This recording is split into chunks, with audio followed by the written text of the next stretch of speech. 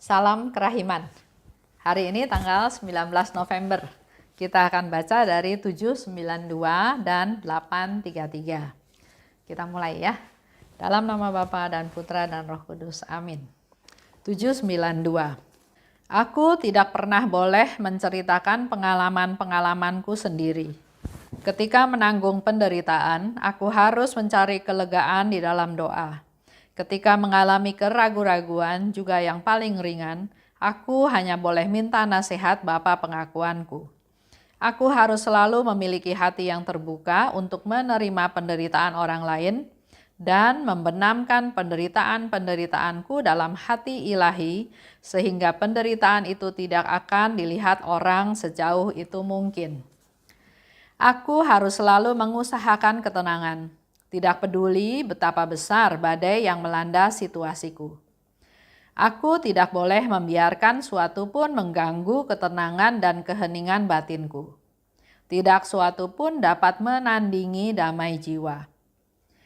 Kalau aku salah menilai sesuatu, aku tidak akan menjelaskan diriku.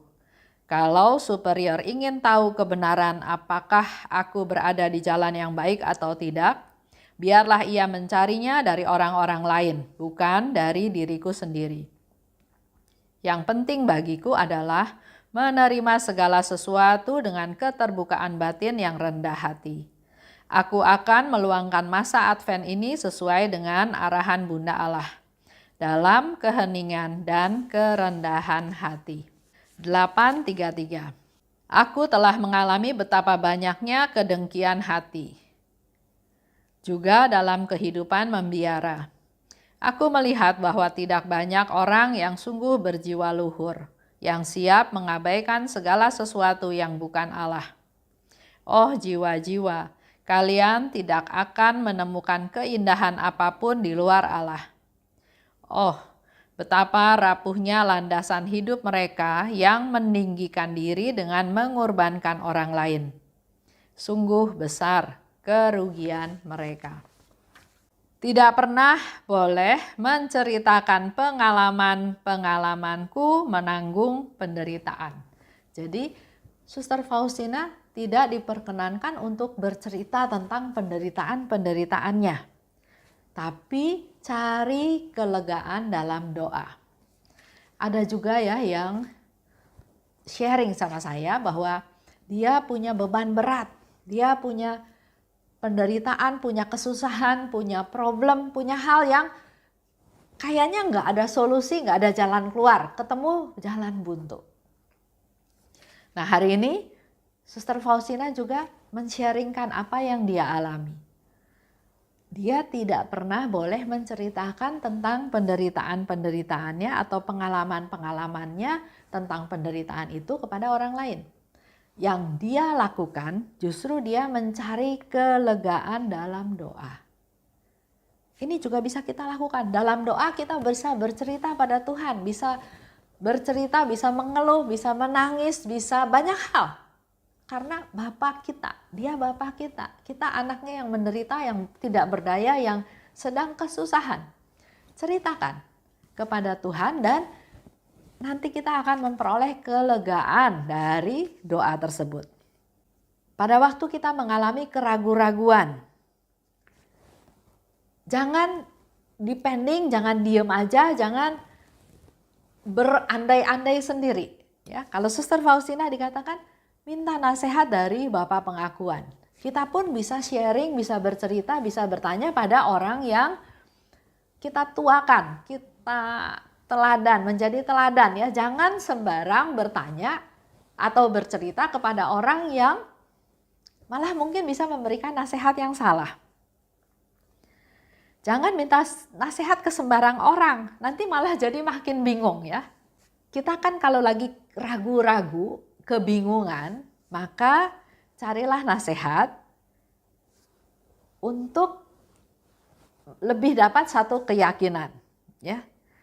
Tapi sering kita juga masuk atau terjebak ke dalam satu cerita, satu keadaan di mana keraguan-raguan itu kita ceritakan untuk menceritakan betapa hebatnya saya, misalnya, ya.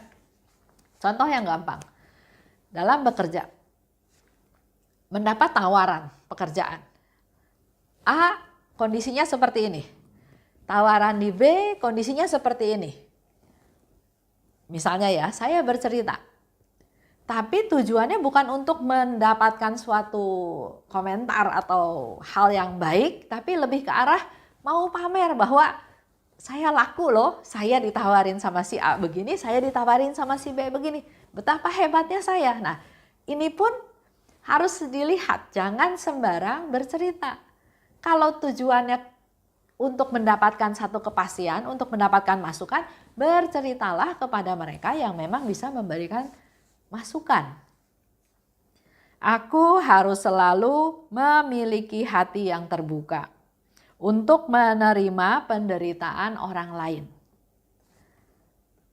Saya pernah dengar, jangan deket-deket orang itu. Orang itu lagi susah, nanti ke bawah susah. Nah, istilah ini nggak bisa berlaku dalam hidup kita sebagai devosan kerahiman. Punya hati yang selalu terbuka untuk menerima penderitaan orang lain.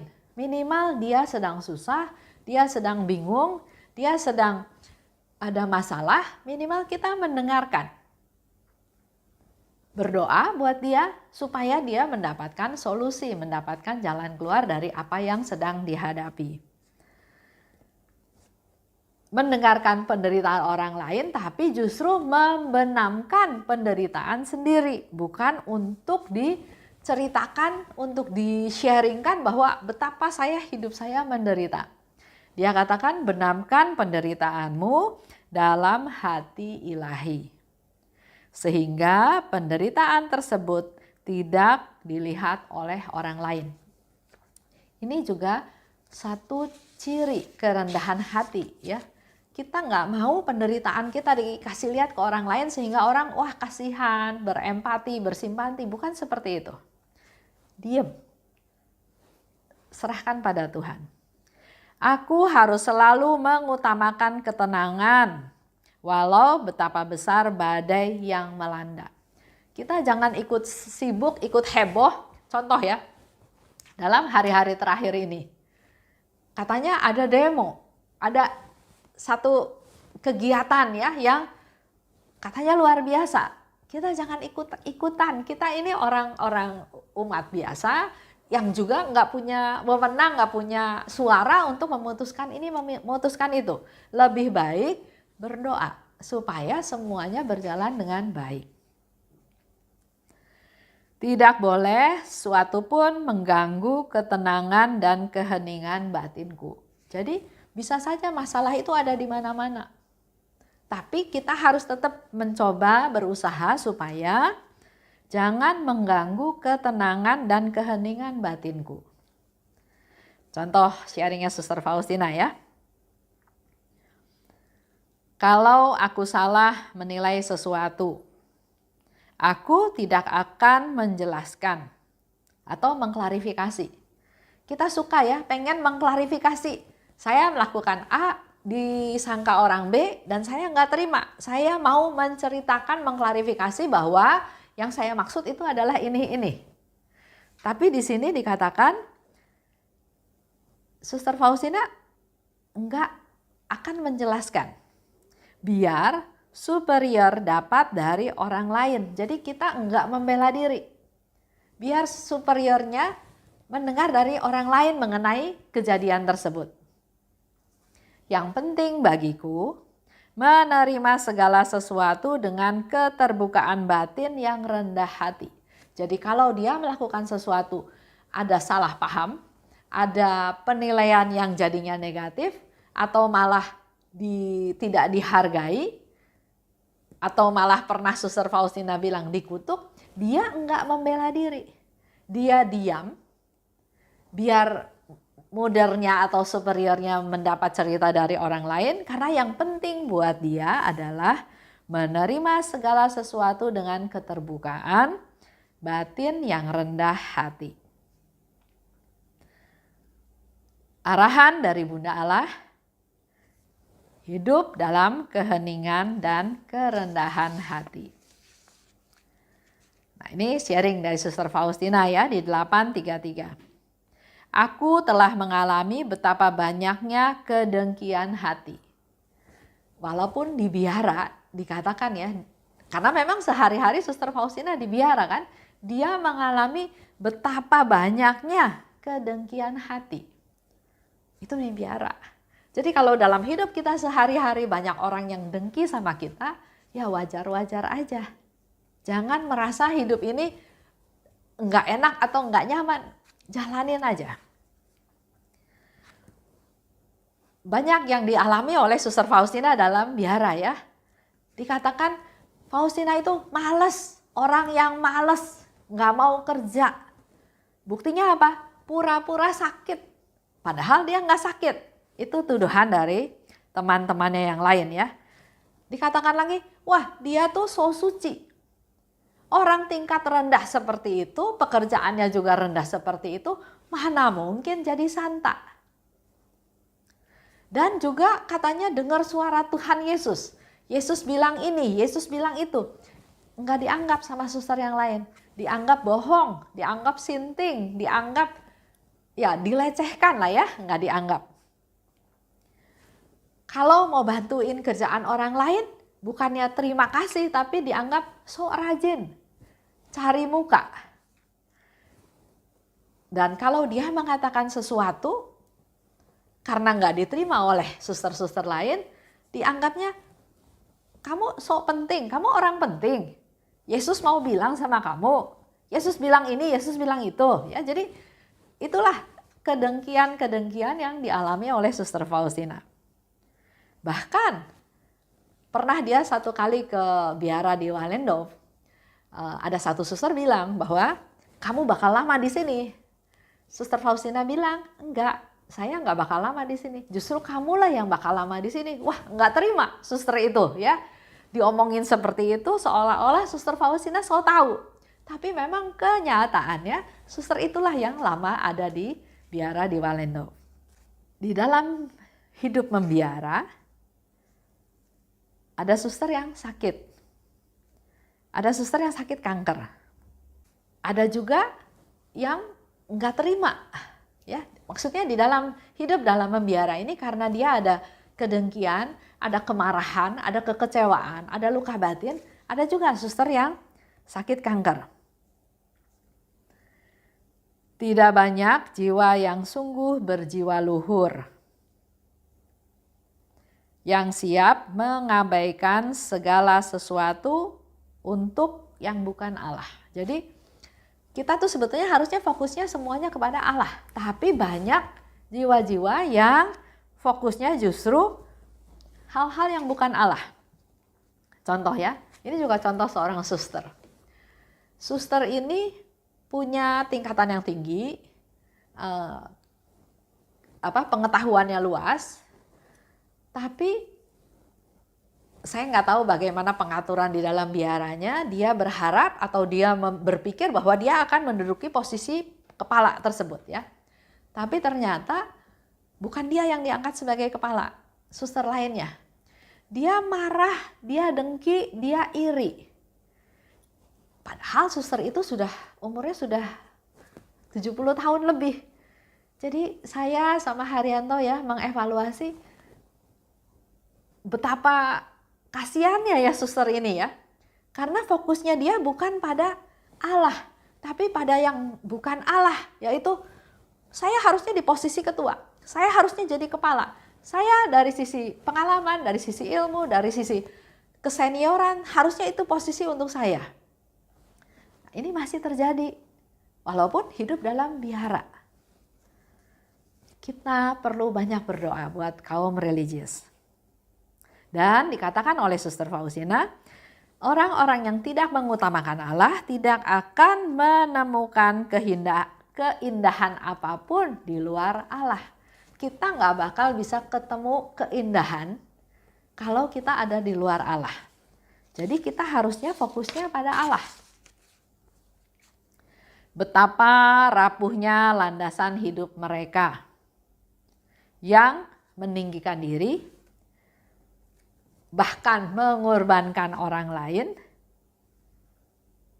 dan orang-orang tersebut kelihatannya menang Karena dapat posisi tinggi dengan mengorbankan orang lain, dengan merendahkan orang lain, tapi sebetulnya besar kerugian dari orang tersebut.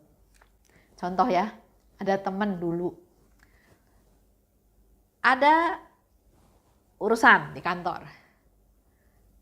Sebetulnya urusan itu mudah diselesaikan, ya.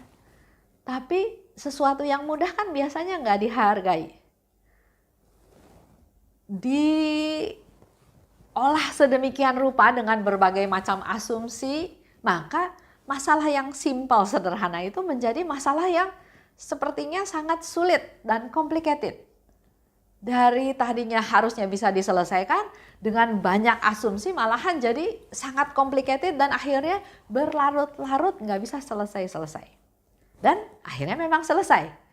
Tapi dalam hal ini beberapa berkomentar bahwa kenapa hal yang simpel dibuat sulit. Teman yang lain bercerita kalau simpel bisa diselesaikan nggak ada nilainya. Tapi kalau itu sesuatu yang sulit dan bisa diselesaikan, dia jadi bernilai. Nah, hal ini bertentangan dengan apa yang kita belajar dari Suster Faustina. Dikatakan oleh Suster Faustina, fokus pada Allah saja. Dan ternyata Suster Faustina memberikan klarifikasi. Tidak banyak jiwa yang sungguh berjiwa luhur yang siap mengabaikan sesuatu yang bukan Allah. Mari kita refleksi ke diri kita masing-masing.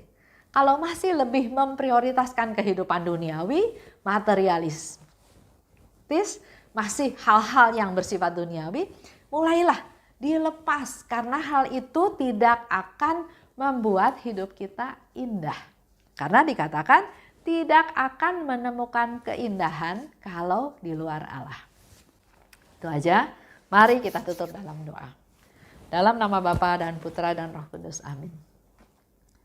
Allah Bapa yang Maha Baik, terima kasih atas teguran-Mu pada hari ini, di mana masih banyak di antara kami yang masih mengutamakan kehidupan duniawi, sehingga Suster Faustina katakan hanya sedikit atau tidak banyak orang yang berjiwa luhur yang mengabaikan hal-hal yang ada di luar Allah.